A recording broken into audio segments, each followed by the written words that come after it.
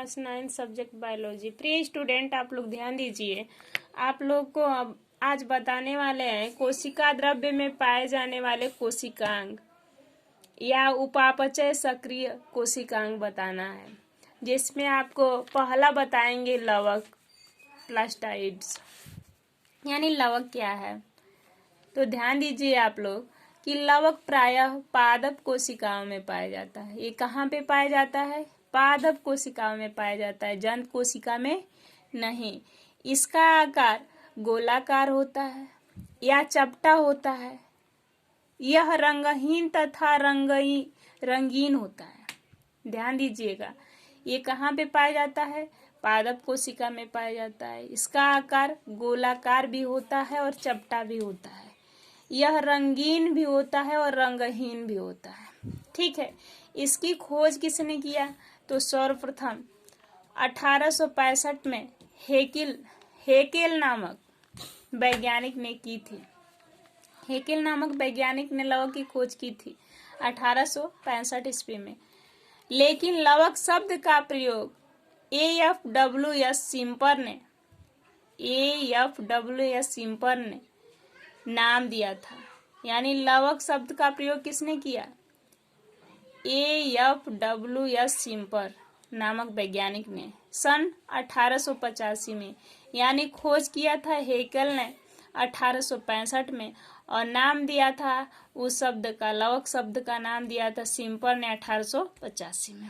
ठीक है, लवक विभिन्न प्रकार के कार्बनिक तथा अकार्बनिक पदार्थों से मिलकर बना है।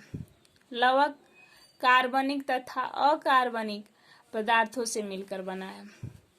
अब देखिए टाइप ऑफ प्लास्टाइड, यानी लवक के प्रकार। तो लवक के प्रकार मुख्यतः 3 प्रकार के होते हैं। कौन कौन से?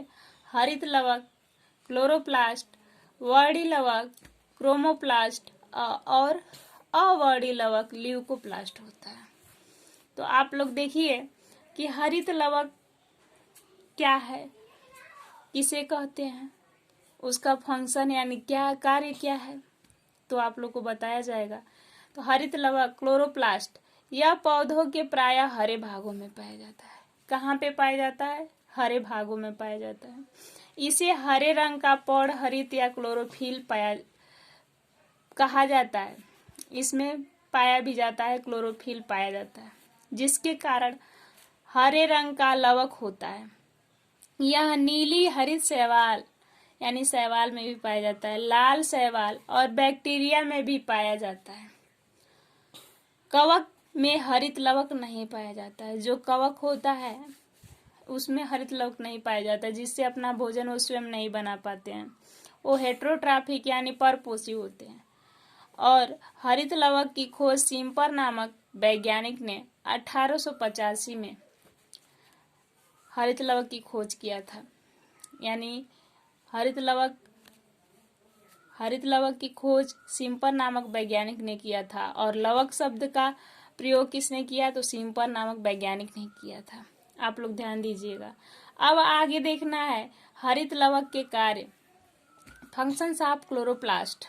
इसका प्रमुख कार्य प्रकाश की उपस्थिति में पौधहरित की सहायता से प्रकाश संश्लेषण द्वारा इसका निर्माण करना होता है।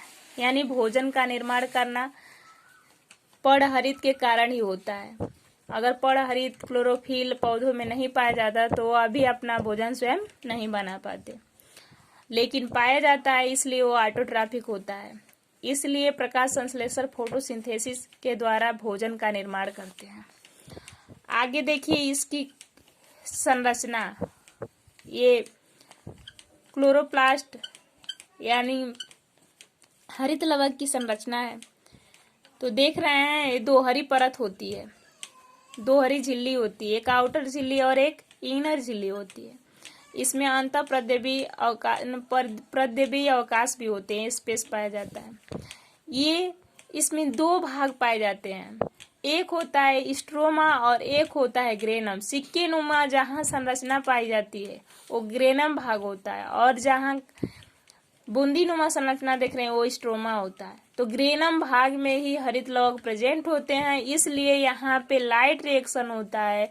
और स्ट्रोमा भाग में हरित लवक नहीं प्रेजेंट होते हैं, तो यहाँ पे डार्क रिएक्शन होता है। तो फोटोसिंथेसिस में दो प्रकार से रिएक्शन होता है, एक होता है लाइट रिएक्शन और एक होता है डार्क रिएक्शन। एक को कहते हैं प्रकाशीय अभिक्रिया, कहाँ पे होता है? ग्रेनम भाग में। अप्रकाशीय अभिक्रिया स्ट्रोमा भाग में। इसका ध्यान रख दीजिएगा, क्योंकि कंपटीशन में भी ये क्वेश्चन पूछे जाते हैं कि किस भाग में प्रकाशीय अभिक्रिया होता है और किस भाग में अप्रकाशीय अभिक्रिया होता है। ठीक है, आगे देखिए, इलेक्ट्रॉन सूक्ष्मदर्शी द्वारा देखने पर ज्ञात होता है कि हरित लवक के चारों ओर इकाई कलाओं की बनी दो हरी झिल्ली होती है। यानी प्लाज्मा मेम्ब्रेन की बनी दो हरी झिल्ली देख रहे हैं, एक आउटर और एक इनर होती है, जो लाइपोप्रोटीन की बनी होती है। लाइपोप्रोटीन का मतलब ये झिल्लियां जो बनी हैं वो लिपिड और प्रोटीन की बनी है। ठीक है, अब उसके बाद झिल्लियां से घिरे अर्ध तरल पदार्थ स्ट्रोमा कहलाता है। ये जो भाग दिखाई दे रहा है, और स्ट्रोमा के अंदर झिल्लियों से बनी पट्टियां होती हैं जो स्थान स्थान पर सिक्कों के ढेर बनाती हैं, जिसे हम क्या कहते हैं? ग्रेनम कहते हैं। ये ढेर देख रहे हैं, ये सिक्के नुमा ढेर दिखाई दे रहा है, वो ग्रेनम होता है। हरित लवक में 40 से 60 ग्रेनम होती हैं, जो एक दूसरे नालिकाओं की पट्टियों से क्या होती हैं? जुड़ी होती हैं। तो अब आपको समझ में आ रहा है, और इसको अच्छे तरीके से लिख लीजिएगा। अगर कहीं कोई डाउट है तो आप लोग पूछिएगा, बताने के लिए हम तैयार हैं। अब आगे हम आपको बताएंगे हरित लवक के प्रकार। अब तक बताए थे लवक के प्रकार, अब हरित लवक पढ़े, केमिकल कंपोजिशन पढ़े, उसके बाद फंक्शन पढ़े, स्ट्रक्चर हरित लवक का पढ़े। अब उसके हरित लवक के प्रकार बताएंगे। ठीक है, कहीं कोई डाउट हो तो पूछिए।